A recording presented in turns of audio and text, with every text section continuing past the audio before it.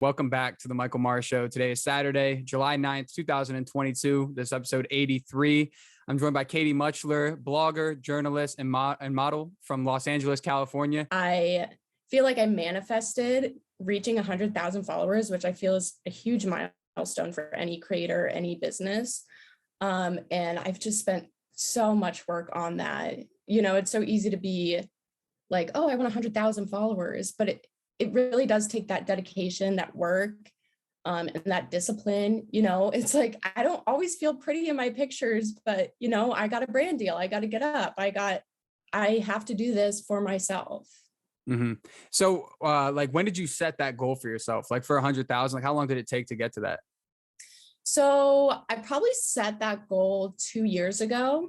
2 years ago, I was probably at like 2,000, 3,000 followers. And then I just kind of started posting more regularly. And people ask me all the time, they're like, who do you take your photos? Because that's half the battle, getting someone to take your photo, especially like if you're at an event or something, you don't want to like ruin someone having a good time. But my brother takes all of my photos. We have learned so much together and it's just an unbreakable bond. I always say blood is thicker than water. So I'm just very thankful to have him.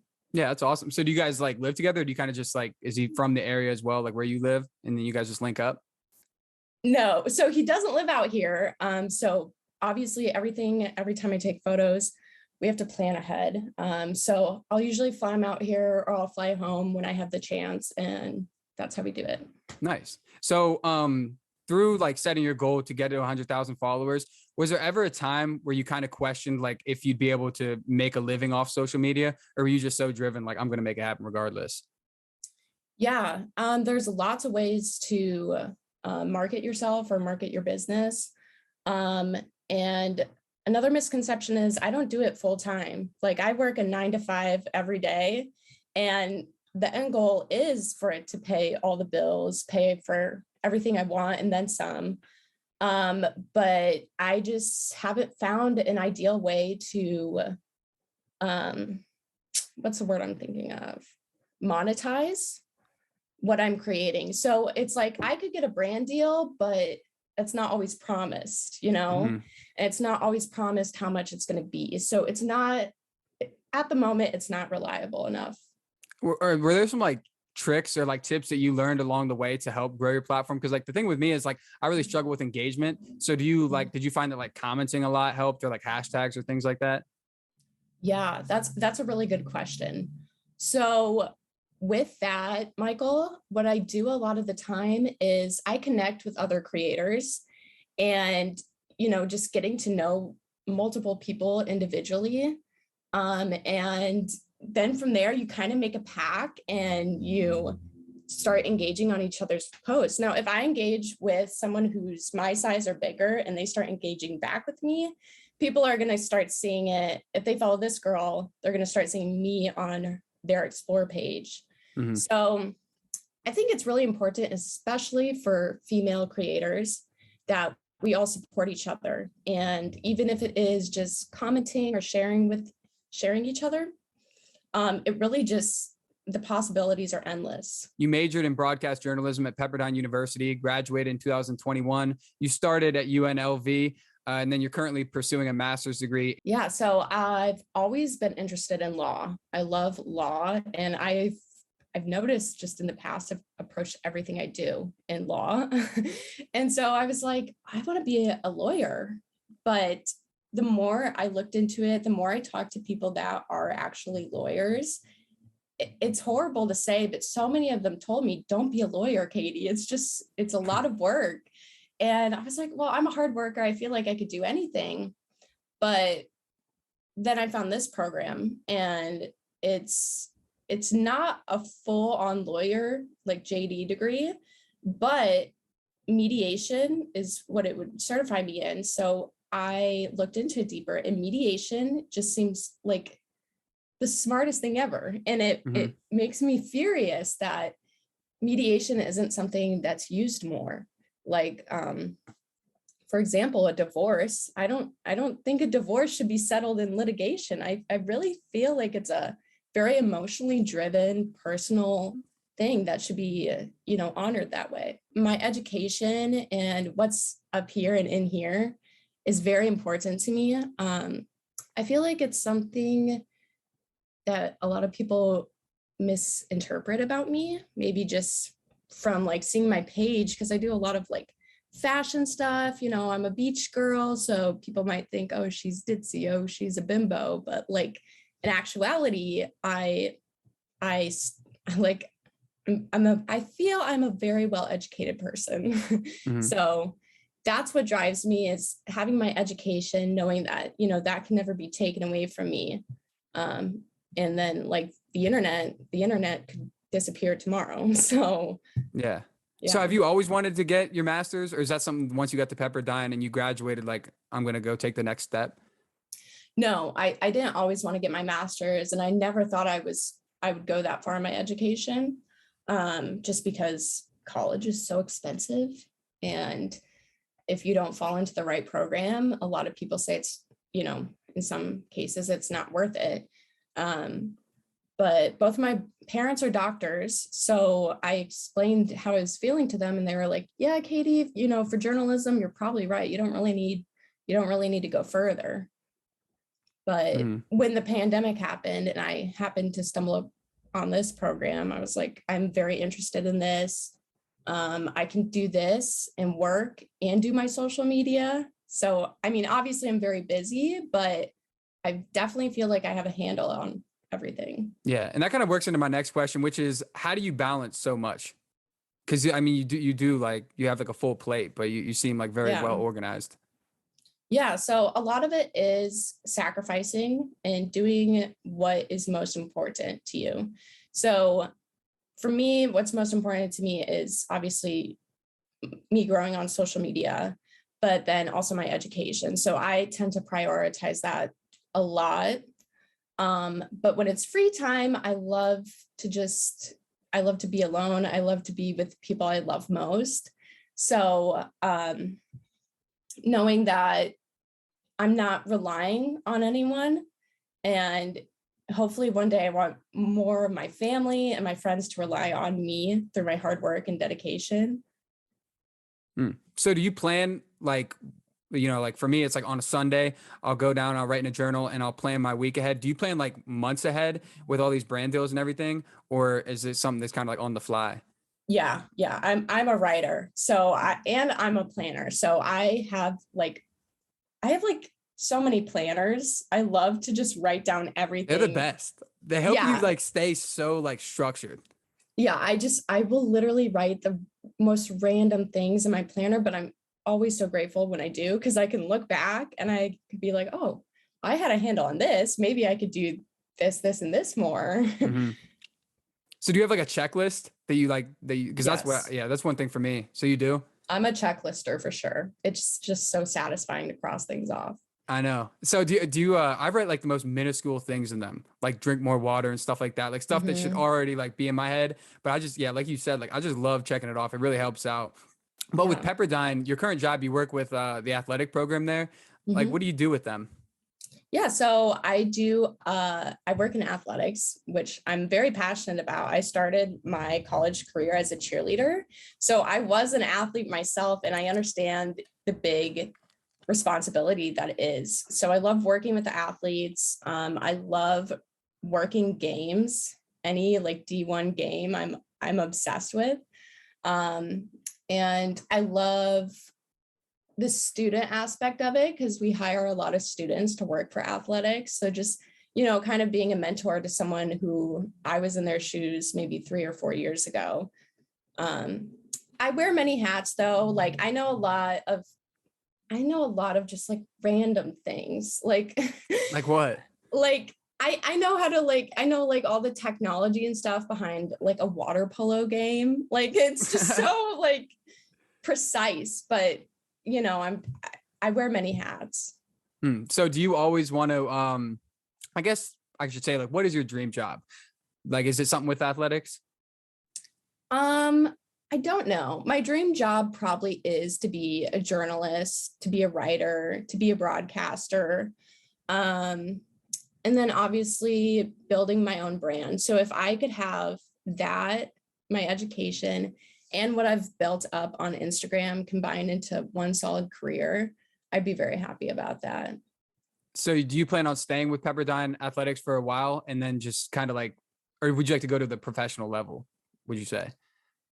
Yeah, so I'm very happy where I am right now. But life changes and life changes for a reason. So when I feel that calling to move on or to do something bigger, to do something different, then I will definitely chase it. Although it will be scary, but I look forward to when that happens. Yeah. Now this is kind of a random question, but, and I'm sure you maybe get this a lot, but Pepperdine is where Zoe 101 was filmed. Like, did you used to watch that show at all? All the time. Like one of the best shows. I mean, it's up there with like Drake and Josh. I mean, got a bunch of bangers out there, but like, what's your favorite part of the campus? The ocean. I love being by the ocean. I feel like all the salt in the air and all the moisture is good for my skin. It's a lot different from when I was living in Vegas. So I feel like I appreciate it more. I know, like, when I talk to some of the locals here, they're like, oh, we don't even ever go to the beach. And I'm like, that's crazy. Right here. I mean, so I think it makes me really thankful when I can just wake up and walk outside and hear the waves. It's just like, that'd be so peaceful. Yeah. It sounds great. So you said, or you started at UNLV in Las Vegas. Was it hard to go to school in Vegas and stay, like motivated? Yeah, so thankfully with being a cheerleader, I had a lot of people that were keeping me in line. So I feel like it's my personality that I always try to be different. Even if I don't try, I just feel like I ride a different wave. And so if I even thought about like doing like screwing off or just acting out of pocket, like I had a lot of people that were pretty strict on me. Yeah. But the thing about UNLV, and I've made some of my most lifelong friends there, it's just the education. And this is no knock to UNLV. This is just what I experienced. The education just wasn't there. The graduation rate, I don't know what it is right now, and I added to it by transferring, but the graduation rate is not very high. And I think it's because, I'm going through these classes and then I'm witnessing people drop out. And kind of what I connected is that they can get paid more, parking cars at the Venetian than what they think they'll be paid, by earning a degree and something like that. So you said you felt different. Have you always felt different? Like you stand out, or that you're, like on a different route than other people per se? Yeah. So I don't know. I feel like I've never really fit in like a friend group anywhere. I've always had like a few best friends, but it makes me jealous when I see all these like girl gangs and stuff, but that's just never been who I am. And then just the way I used to dress, like in elementary school and middle school and high school, like people thought I was weird. People thought there was probably something off with me because I grew up in the middle of Illinois and I always dressed like a Cali, like beach girl or like a fashionista. And I think people saw that and they were like, what is she wearing? Go shop at the Kohl's. Mm-hmm. So how did you find UNLV, or how did you go out there? If you're from Chicago, what made you want to go out west for school? Yeah, so that kind of goes with the me being different thing. I knew I always wanted to just go somewhere bigger, and Illinois wasn't going to fulfill that for me. I mean, I could have gone to Chicago, but the weather it made me depressed. I never got a diagnosis, but I feel like I have seasonal affective disorder. So anytime I'm somewhere in the overcast, it's days long. Like I'm worthless. Like I just fall into a hole. But when I moved to UNLV, what prompted that was making the cheer team. So I was a cheerleader in high school, and a lot of girls, that's when they end their cheering career unless they can get cheering at an amazing school. And UNLV has a really good spirit program. I think their dance team is #1 in the country, but it's cutthroat. I wanted to challenge myself. I'm glad I did. I got to achieve everything I wanted to do. But that's, looking back, that's definitely what convinced me to go there. Mm-hmm. So do you always want to stay in California for the rest of your career, or is there a certain state or area that you'd like to move into? I love Los Angeles and I love Malibu. And if I can stay here for the rest of my life, I definitely want to.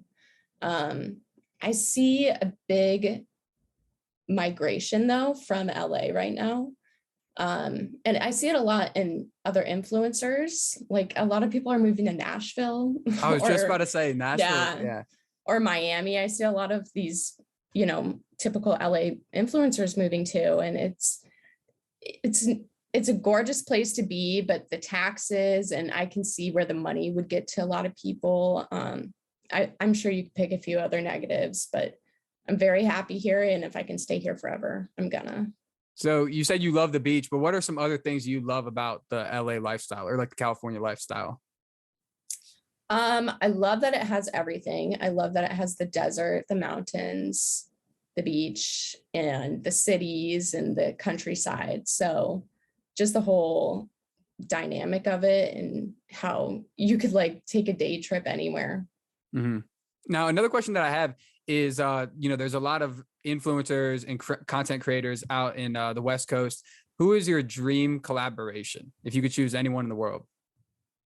Like Instagram collaboration? Just anyone. Yeah, like it could be Instagram, it could be YouTube. Just who's someone that you would love to work with? I definitely have a lot of people I idolize and that I get a lot of my inspiration from. Just thinking at the top of my head, I love a lot of the TikTokers. I'm not a TikToker myself. I've tried. I just can't do it consistently. But I love Anna Paul. I feel like she's very real. I like Daisy Keach. I love her YouTube channel, and I love how she talks about growing her Instagram. If any creators are out there, she has this amazing video on YouTube of how she grew her page. And when I watched that 2 years ago, I was like, okay, I'm going to do it. But she's definitely inspiring. And I think right now I look up to a lot of the girls that do a lot of the fashion posts like I do. And I try to take elements from them and replicate them in my posts. You were a morning show host at News Waves 32 through Pepperdine University. And so you're broadcasting and everything like that. What's the most important thing that aspiring journalists should know about the industry that isn't really well known? Oh, that's a good question. I think just being aware of a lot of things and, taking on the research yourself. So I am constantly scrolling through the news. I always grew up with the news on in my house. Like we just would watch dinner while the news is on. So I think just, taking the time to look into everything, be aware of what's happening in the world. When I was working on our student broadcast, what shocked me was how fast news moves and how quick stories drop. And it's like, oh my God, I need to be checking like the Twitter trends right now. Like I need to be checking it constantly just to know what's going on. And so then I started doing that, but then I started like talking with my friends and my family about the news. I love getting different perspectives on whatever's going on. So actually implementing that into conversations. I definitely love entertainment news. I think that just comes from me being me, and I love to gossip. But I think anything, they say in journalism, if it bleeds, it leads. So I don't really like any of the sad stuff because I feel it gets to you. So honestly, anything that's exciting and lighthearted, maybe not lighthearted, but maybe more away from like the horrible things of the world. Yeah. And it's actually funny. I want to tell you the story, Michael, about how I got to Pepperdine. So when I was going to UNLV and I started off as an English major, my brother was like, yeah, Katie, like, what are you going to do with this degree? Not to bash any English majors out there, but I just didn't have a plan. And he was like, you should do journalism. I feel like you'd be good at it. Like you're a good talker. You're a good people person. I was like, yeah, okay, I'll do it. And so I took my first journalism classes at UNLV, and my professor, she was like a producer on the Maury show. Like that's just the kind of people they had working there at the time. But I had another professor, and he worked, a regular 9 to 5 at the biggest newspaper in Las Vegas. I forget what it's called. But one day in class, he was like, Katie, would you come out to the Golden Nugget this weekend and help me with this trauma journalism conference? And this was after the October 1st shooting. So I was like, oh, this is going to suck, but, maybe I'll meet some cool people there and I'll be able to network. And so I'm just like, I'm doing the crappy jobs, but I'm just so happy to be there. And I ended up meeting the head professor at Pepperdine journalism. And she was just the nicest lady. And at the time I did get accepted there. And I was like, wow, I think she just convinced me to go there. And it was just so weird because like we connected there. And then a year later, I'm sitting the first day in her class and she's like, have we met before? And I was like, oh my God. And so then from there, I mean, we have a really good relationship. She helps me network all the time. And it's just crazy how, meeting or saying yes to one little opportunity can change your life. Yeah, that's a great point. I mean, like you never know unless you go out and try it. Like, I mean, Yeah. I went to this like college media convention up in New York City that my school sent me to in March. And like you said, the connections that were there were people from like all around the country, from different news stations, different professors, different like business leaders. I mean, it's great opportunities. Mm-hmm. So what would you say is like your favorite piece of work that you did through journal or through broadcasting at Pepperdine? So I did a lot of the on-camera talent work, which was fun, but it was really stressful. But what I learned a lot was behind the camera and operating it and editing it and actually writing scripts. So when I look back and think of all the different packages I did, I don't really think one stands out to me. I think maybe, or you know what? The one that I feel most accomplished on was I covered this package on Cuties, which was this French film on Netflix. And this was during the pandemic. So like everyone was bored of watching Netflix, but it was really controversial. And when I was given this assignment, I was like, great, I'm going to say something wrong, or like, I'm going to interpret it the wrong way.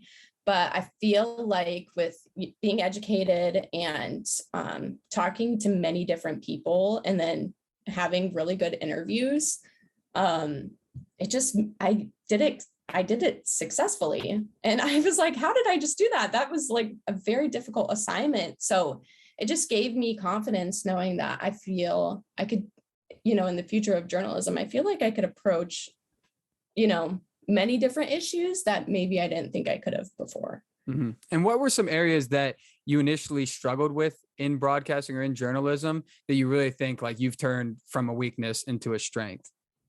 That's a really good question. I don't know. I do know. So when I went into working for the student news, different universities require different things.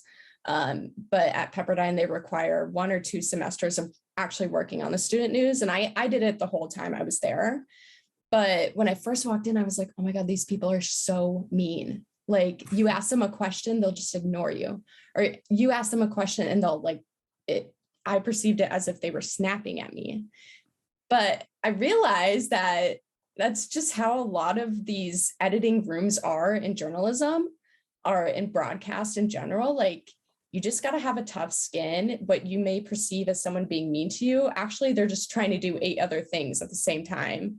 So I think just building up that tough skin. And then I found myself doing it. And I was like, oh my God, am I a biatch? I was like kind of insecure about that for a minute, but I was like, no, we all need to, a lot of it is just putting your head down and getting the work done and working together. And then you can celebrate later. Yeah. Cause like you're also on a time crunch. Like you got to get the stories out. So I feel like everyone's just stressing about that. Yeah.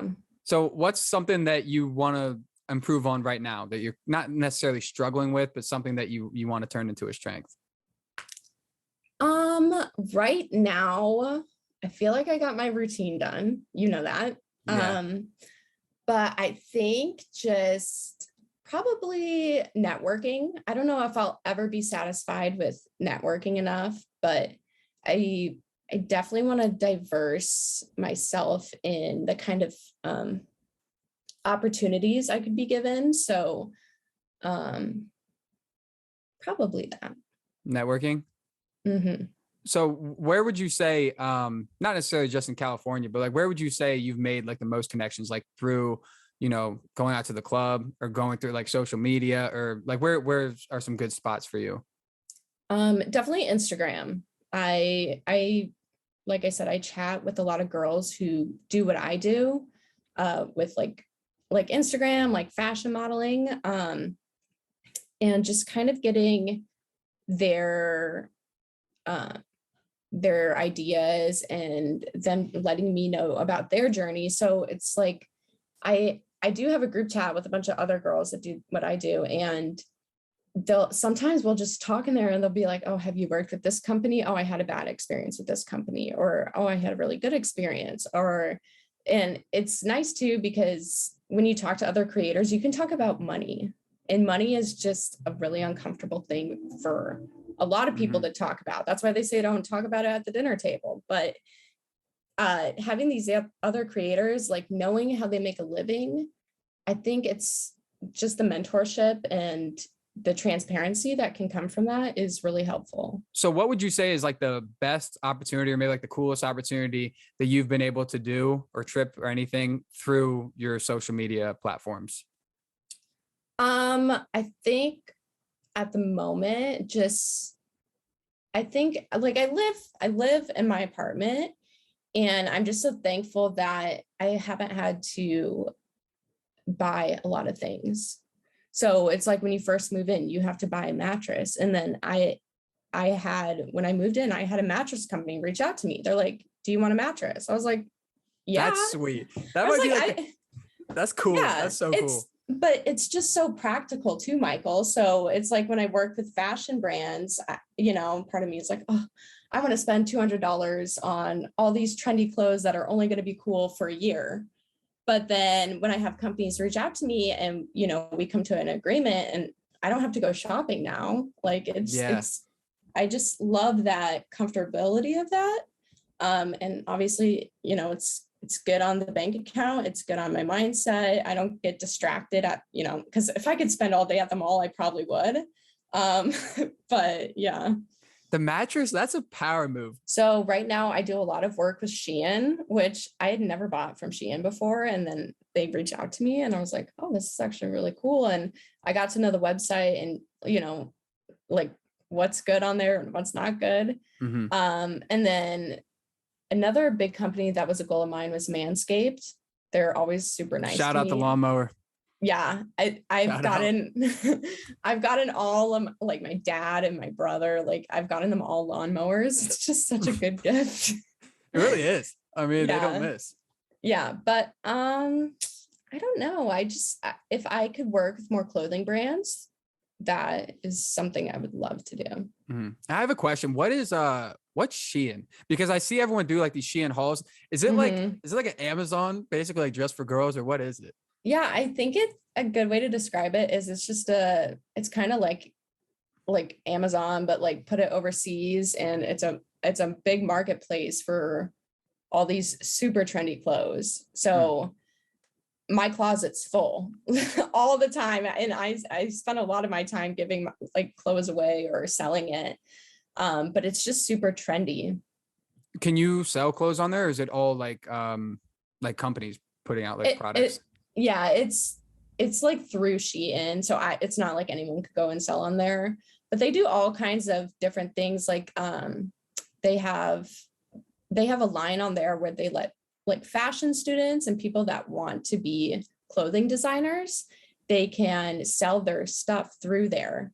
So it'll be like Shein X designer name, like, and it could literally just be anyone who is like maybe going to fashion school or working towards that career. That sounds awesome. Yeah. We So need like you're, a. Do they have male clothes on there? yeah, they do. But I think it's cool that you can support someone like a smaller designer, Mhm. because they'll have me pick out clothes from that specific line, and then I can reach out to the designer, and maybe they have like 2,000 followers, and it's like I can give them a shout out, and that makes me very happy about it. Mm-hmm. And now moving on, this is like a completely different question, but where do you see yourself in 10 years? Like job, location, everything like that. I know it's very broad, but where would you like to be in 10 years? 10 years from now, I want to be out here. I want to be family oriented. So I want to be married, maybe have a kid or a few. And career wise, just doing what I'm passionate about. I love content creation. So I hope that if I'm not doing what I'm doing now, I can evolve it into something I'm passionate about then. And influencing, I love reading books on influencing. It's such, like when you hear it in LA, it's like, oh, that's such a stupid word. But there's actually so many good books about what it means to be an influential person and how to, lead by example. So I just hope to be overall, whether it's on social media or not, a very influential person. So what are some things that you would recommend that people do to just improve their overall lifestyle? Well, I'm a morning routine person. So I think waking up early really does set you apart from just being average. I feel like it's just, when you look online, like the millionaire morning routine, the 5 a.m. club, it really is associated with a lot of people that are successful. So, and I hear all the time, like, how do you could Google right now, like, how do I become a millionaire? How do I be successful? And it always says wake up early in the morning. So I think it's right. Yeah. I mean, and your morning routine is actually like wild. I mean, it seems great, but like I was looking at it and I was like, dude, like if I could do that every day, I feel like I'd be a machine over the span of like 2 months. Was that, I mean, I know we talked about it like at the start of the episode, but was that hard to get adjusted to? Did you start with like 3 days a week, 4 days a week, or did you just go all in at once? So for the past 4 years, I've always woken up early, whether it was for cheer practice or work. I worked all the way through my 4 years at college. So I think at first it was like, I have to wake up. Like, I don't have a choice. I have to be where I need to be at 6 a.m. And from there, my body just got adjusted. So then I feel guilty if I sleep in. I know that's probably not a good thing, and that's probably not a healthy thing, but I feel guilty if I sleep in. I'm like, wow, I could have been, because I'm most productive in the morning. I feel like I just wasted that good productivity. And but I think from the habit of it, it's just like I can't avoid it. Yeah. I feel like sleep is also like the most, like another like really important thing to, set up that next day or that following day. Do you kind of put like social media and technology down before you go to bed for like an hour before? I'm going to be honest with you. I don't. I know. Neither do I. I mean, yeah, neither do I. I don't. I will scroll on TikTok. I know some people have the pop-up things that tell them to get off their phone. I don't. Yeah. Like, I'll get like 2 of those in like one night. Yeah, I'm on my phone until the end of the day. Maybe that's something I need to fix about myself, Michael. What, getting off phone?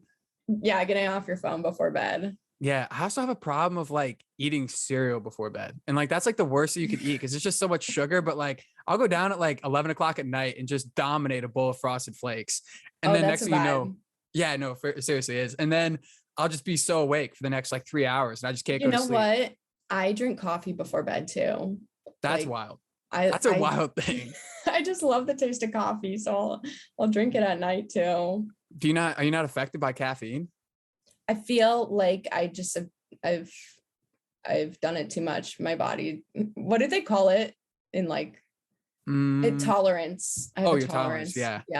Yeah, actually, it's funny you say that because I just went on a trip with my friend Damon. Shout out Mr. K. His dad, he drinks coffee like all the time before bed, and he swears the caffeine doesn't affect him, like you said, like with the tolerance.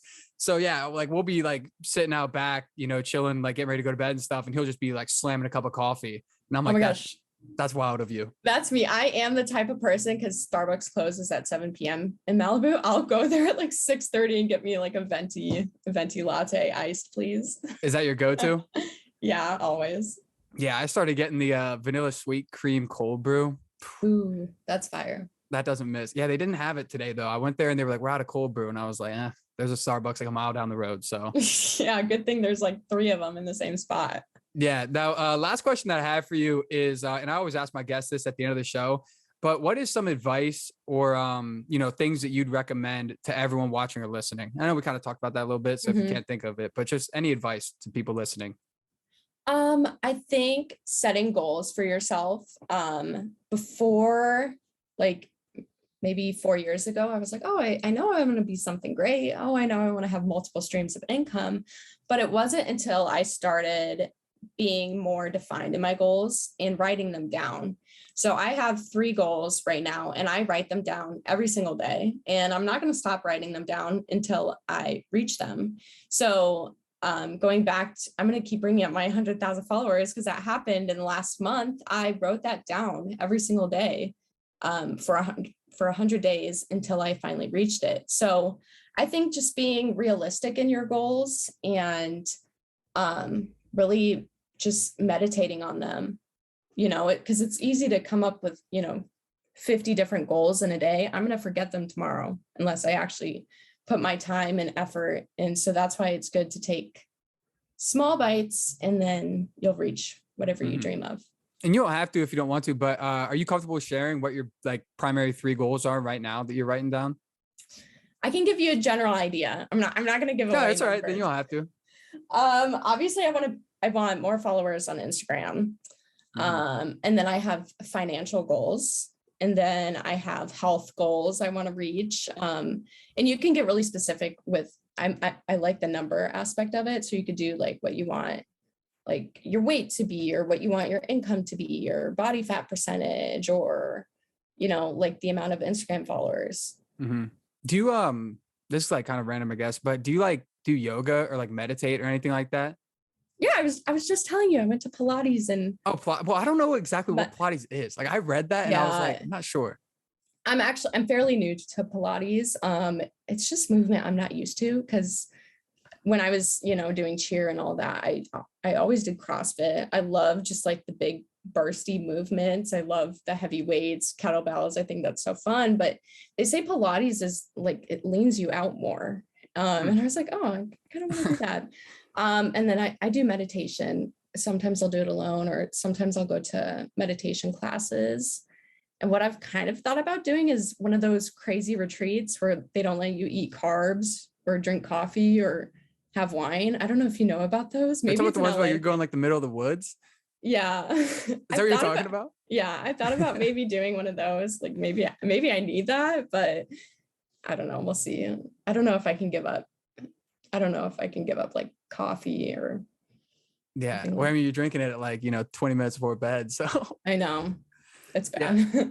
Yeah. Well, hey, thank you so much, Katie, for doing this podcast with me. I had a great time, getting to meet you a little more and, diving into some good conversation. So, everyone scroll down below and check out. I'll have the link to Katie's website. It's KatherineMutchler.com on Instagram, Catherine Mutchler. Any other, shout outs or websites or places people can find you at? It's all through my Instagram. You can find me there at Catherine Mutchler. All right. Well, I'll definitely have that link below. So today was Saturday, July 9th, 2022, episode 83 of the Michael Maher Show. I was joined by Katie Mutchler, blogger, journalist, and model from Los Angeles, California. I'm your host of the show, Michael Maher, and I'll see everyone next week.